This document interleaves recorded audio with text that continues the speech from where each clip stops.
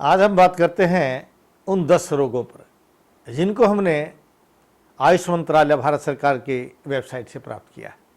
Hospitals में जाकर के, रोगियों से मिल कर के और मंत्रालय से जो 10 रोग मिले हैं उनके बारे में चर्चा करते हैं।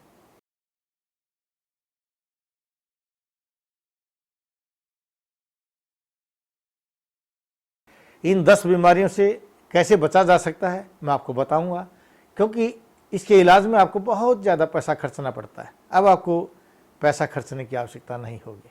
अंत तक आप इस वीडियो को देखिए और घरेलू तरीके से मैं आपको इन 10 बीमारियों से बचाऊंगा। अगर आप इन 10 बीमारियों से बचना चाहते हैं और इनसे निजात पाना चाहते हैं तो इस वीडियो को अंत तक अवश्य देखिए। मैं वैद्य सत्य प्रकाश आर्य आपकी पूरी सहायता करूंगा आपके शरीर को स्वस्थ रखने के लिए और इन बीमारियों से बचाने के लिए। पहले हम बात करते हैं कार्डियोवास्कुलर डिजीज, हृदय रोग। क्या लक्षण है इसके? बीपी का बढ़ जाना, कोलेस्ट्रॉल का बढ़ जाना, घबराहट, बेचैनी, पसीने आ जाना और जो मोटापा भी शरीर में बढ़ा देता है। इसके कारण क्या है? क्यों होता है ये रोग? ज़्यादा चिंता करने से, तंबाकू पीने से, चाय और कॉफ़ी के प्रयोग करने से, एक्सरसाइज न करने से। लेकिन आयुर्वेद कहता है अति स्निग्धात शीत उष्ण अकर्म सेवनात् अध्यसनात् अजृणात् अति संताप क्रोध शोकस तथा। अगर आप ज़्यादा क्रोध करते हैं, गुस्सा करते हैं, चिंता करते हैं, तली हुई चीज़ों का ज़्यादा प्रयोग करते हैं और भोजन के ऊपर भोजन करते हैं, बगैर पचे हुए भोजन करते हैं, ये सभी आपके कार्डियोवास्कुलर डिजीज का कारण बनता है। इससे बचा कैसे जाए? इसके लिए निरंतर आपको एक्सरसाइज करनी चाहिए, भोजन आपको सुबह शाम करना चाहिए, मोटापा नहीं बढ़ने देना, इसलिए भोजन के बीच में पानी पीना चाहिए, खुश रहना चाहिए, ज़्यादा चिंता नहीं करनी चाहिए और निरंतर हंसते रहना चाहिए। हम बात करते हैं दूसरी सबसे बड़ी बीमारी स्ट्रोक, जिसको ब्रेन हेमरेज भी कहते हैं। जहाँ ब्लड का प्रेशर ज़्यादा हो जाता है और रुकावट होने के कारण आपकी वेन्स फट जाती हैं तो उसको हम स्ट्रोक बोलते हैं। लक्षण क्या है? जिस अंग पर और जहाँ से ब्रेन हेमरेज होता है उस का अंग काम नहीं करता। जैसे हाथ पैर काम ना करे, आपकी टांगों का काम न करना, याददाश्त भूल जाना, ये सभी उसके काजिज हो सकते हैं। जिस मस्तिष्क के हिस्से को उसने प्रभावित किया वही मस्तिष्क कार्य नहीं करता और उसके अंदर होने वाले उस कार्य में रुकावट पैदा हो जाए, वो सब ब्रेन हेमरेज के लक्षण होते हैं। कैसे बचा जाए? सबसे बड़ी समस्या है कि हमारा पैसा कैसे बचे। जो इलाज पर आप पैसा लगाते हैं, मैं आपको आयुर्वेद के तरीके से बताता हूँ कि आप अपने भोजन के बीच में घूंट घूंट करके पानी पीते रहिए, हल्का भोजन कीजिए, लघु सुपाच्य भोजन का प्रयोग कीजिए, मस्त रहिए, खुश रहिए, कोलेस्ट्रॉल को मत बढ़ने दीजिए, बीपी नहीं बढ़ने पाए, मोटापा नहीं होना चाहिए और किसी भी प्रकार का संशय दिमाग में नहीं रहना चाहिए। यानी आपका आत्मविश्वास दृढ़ होना चाहिए। आप अवश्य ही इस बीमारी से बच सकते हैं। मैं वैद्य सत्य प्रकाश आर्य आपको इस रोग से बचाने में आपकी सहायता करूंगा। जैसा आयुर्वेद ने कहा है, महर्षि चरक ने जो कहा है, उसके अनुसार मैं आपको उत्तम स्वास्थ्य दूंगा। अब बात करते हैं सबसे बड़ी तीसरी बीमारी, रेस्पिरेटरी सिस्टम का बीमारी, जिसको श्वसन संस्थान की बीमारियां बोलते हैं, सांस की बीमारियां। अक्सर बच्चों में नमूनिया के नाम से जाना जाता है और बड़ों में अस्थमा के नाम से जाना जाता है। यह एक लंग्स की बीमारी है जो फेफड़ों में कफ की अधिकता के कारण होता है। इसके लक्षण क्या है?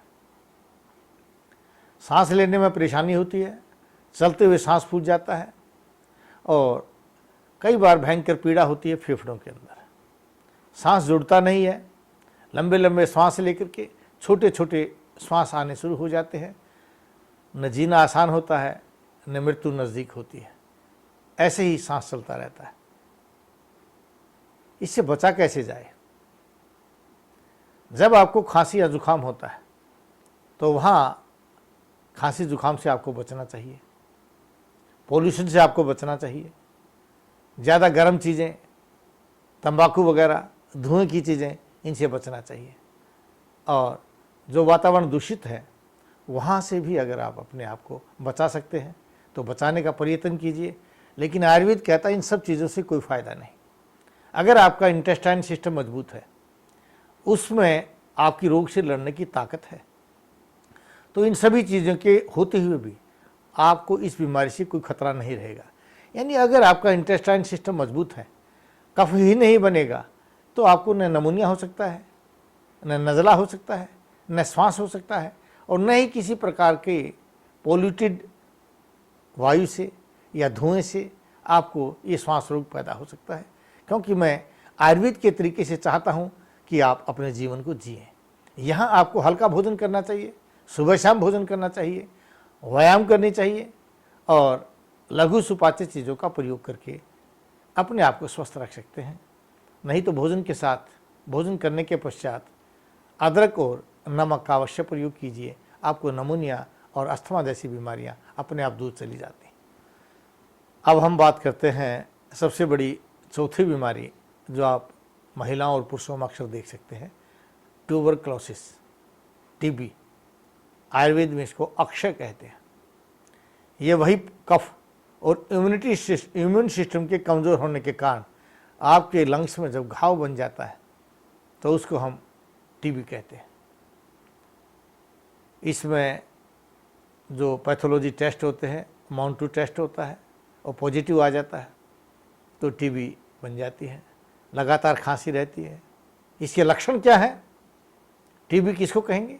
लगातार वेट का कम होते चले जाना, बुखार का रहना, खांसी का लगातार बने रहना, फेफड़े में दर्द होना, चेहरा पीला पड़ जाना, ये सभी इसके लक्षण हैं। कैसे बचा जाए टीबी से? अब हम बात करते हैं। मैं आपको बचाऊंगा टीबी से, क्योंकि आयुर्वेद में महर्षि चरक ने कहा है, अक्षय रोग को दूर करने के लिए बलम रक्षित, यानी अपने शरीर की जठर अग्नि की रक्षा कीजिए। अगर आपकी जठर अग्नि मजबूत है तो रस से रक्त, रक्त से मांस, मेद, अस्थि, मज्जा और वीर्य का निर्माण होगा। और जब ये वीर्य, जिसको आप ओज अक्षय, अक्षय के नाम से जानते हैं, वह आपको इस रोग से बचाने में आपकी सहायता करेगा। इसके लिए आपको बुखार अगर रहता है तो बुखार को दूर करने की दवा लेनी चाहिए। खांसी रहती है तो खांसी के इलाज के लिए आप 2 मुनक्का और 2 बादाम का प्रयोग कर लीजिए, या 2 मुनक्का के साथ रोज़ाना नीम के पत्तों का प्रयोग कर लीजिए। सौंठ, काली मिर्च, पीपल और सेंधा नमक मिला करके इसको थोड़ा सा गर्म करके रोज़ाना रात को सोते समय 2 मुनक्का के साथ इस पानी का प्रयोग कर लीजिए। आपका ट्यूबरक्लोसिस ठीक हो जाता है। नहीं तो एलोपैथी में आजकल इसका इलाज है, आप उसका प्रयोग कर सकते हैं। अब हम बात करते हैं COPD, chronic obstructive pulmonary disease. क्या है ये बीमारी? आपके लंग्स जब कम कार्य करते हैं, पूर्ण रूप से नहीं फैलते, तो शरीर में ऑक्सीजन की कमी हो जाने के कारण आपके एंकल्स में स्वेलिंग आ जाती है, टखनों में सूजन आ जाती है, छाती में जकड़ाहट बढ़ जाती है, छोटा सांस आता है, क्योंकि आपके लंग्स पूर्ण रूप से फैलते नहीं। कारण क्या है इसका? जानना चाहते हो? स्मोकिंग इसका कारण है, चिंता करना भी इसका कारण है, ज़्यादा रूखे अन्न खाना इसका कारण है, और आपकी इंटेस्टाइन का कमज़ोर होना इसका सबसे बड़ा कारण है। क्योंकि वहाँ कफ बनता है और ये लंग्स में जाकर के रुक जाता है, जिससे आपके लंग्स टाइट रहने लग जाते हैं, ऑक्सीजन पूरी नहीं जाती है। कैसे बचा जाए इस COPD नाम की बीमारी से? इससे बचने के लिए आपको ज़्यादा दालों का प्रयोग करना चाहिए। सुबह शाम भुने हुए चने का प्रयोग करना चाहिए। जो लोग भुने हुए चने 50 ग्राम रोज़ाना खाली पेट खा लेते हैं, वहाँ COPD की समस्या नहीं रहेगी। या फिर अदरक के साथ गुड़ मिला करके भोजन के तुरंत पहले प्रयोग करें और भोजन के बाद अदरक में नमक का प्रयोग करें तो ये सीओपीडी की समस्या आपकी सदा के लिए दूर हो जाती है। किसी प्रकार के एंटीबायोटिक्स की आवश्यकता नहीं है। हाँ, जब आपके अंदर रोग से लड़ने की ताकत पैदा हो जाएगी, आपका डाइजेशन सिस्टम बढ़ जाएगा, तो ये समस्या अपने आप दूर हो जाती है। नहीं तो पेट को अवश्य साफ कर लीजिए, क्योंकि पेट को साफ किए बगैर आपकी इंटेस्टाइन आपके खाए हुए आहार को पूर्ण रूप से सोख नहीं सकती, और जब तक उसका पूर्ण शोषण नहीं करेगी, खाया हुआ आहार मलद्वार के द्वारा बाहर निकल जाता है और वह या तो मोटापा पैदा कर देता है या फिर कफ को पैदा कर देता है, जिससे आपकी बीमारी बढ़ती चली जाती है। इसलिए इस रोग को ठीक करने के लिए पेट का साफ करना बहुत ज़रूरी है। आप कास्ट ऑयल से अपने पेट को साफ करके अपनी आंतों को साफ कीजिए, आपकी सीओपीडी की समस्या धीरे धीरे 1 या 2 महीने में अवश्य ही सदा के लिए समाप्त हो जाएगी। अब हम बात करते हैं सबसे बड़ी और घर घर होने वाली छठी उस बीमारी को जिसको डायबिटीज़ के नाम से जाना जाता है, जिसको प्रमेह भी कहते हैं, जिसको शुगर कहते हैं। इस बीमारी को आज जानलेवा समझा जाता है, इसको असाध्य समझा जाता है। अक्सर महिलाओं में ज़्यादा होता है और इस बीमारी में 2 प्रकार की मानते हैं एलोपैथी वाले, टाइप 1 और टाइप 2। जब आपका पैनक्रियाज काम करना बंद कर देता है, इंसुलिन नहीं पैदा करता, जब शरीर में इंसुलिन नहीं बनता तो उसको कहते हैं टाइप 2। इसमें बाहर से इंसुलिन देते हैं।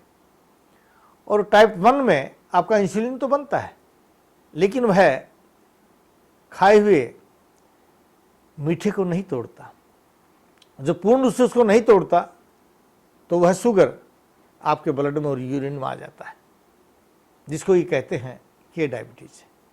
लेकिन आयुर्वेद कहता है नसों का सिकुड़ जाना, नमनेस हो जाना, पिंडलियों में दर्द और पैरों में जलन का हो जाना, नींद का न आना, घबराहट और बेचैनी रहना, वेट का बढ़ता चले जाना, रंग काला पड़ता चला जाना, शरीर में जोश का न रहना और त्वचा काली पड़ जाना, खुरदरी हो जाना, ये सभी शुगर के लक्षण हैं। अब ये शुगर बनता क्यों है? ज़्यादा सोचने से शुगर बन जाता है, व्यायाम न करने से शुगर बन जाता है, समय पर भोजन न करने से, हेल्दी डाइट खा करके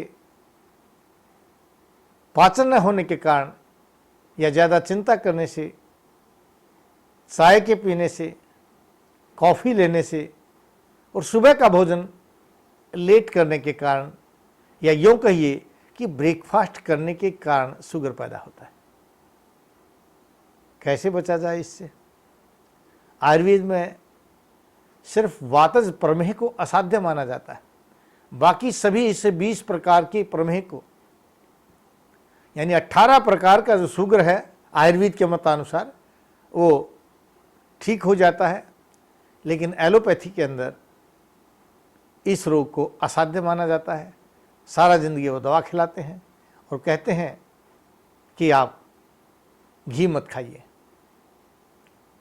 हेल्दी डाइट मत लीजिए, व्यायाम कीजिए, मन को खुश रखिए। लेकिन आयुर्वेद यहाँ कुछ अलग तरीके से चलता है। आयुर्वेद कहता है घी खाइए, सुबह शाम भोजन कीजिए और मन को खुश रखिए। दोपहर का सोना, दोपहर का खाना बंद कर दीजिए, भरपेट सुबह खाइए, पहले पेट पूजा बाद में काम दूजा, और शाम को हल्का भोजन कीजिए। दिन भर आप फल फ्रूट और जूस का प्रयोग कीजिए। प्रयोग करके देखिए, आपका शुगर धीरे धीरे, डायबिटीज़ आपकी धीरे धीरे ठीक होती चली जाएगी। आपकी गोलियों पर आपको आधारित नहीं रहना पड़ेगा, मात्र परहेज करने से, परहेज रखने से आप ठीक रह सकेंगे। आजकल डायबिटीज़ के लक्षणों में प्यास का ज़्यादा लगना, पेशाब ज़्यादा जाना और गले में जलन रहना, पेट का साफ न होना, गैस का बनना और अनिच्छा बनी रहना, ये भी लक्षण इसका होता है। जुड़े रहिए अपने नाड़ी वैद्य कायाकल्प के इस चैनल से, और कल फिर बात करेंगे अगली बड़ी बीमारी के बारे में, कैसे आयुर्वेद से हम बच सकते हैं और क्या उसका लक्षण है।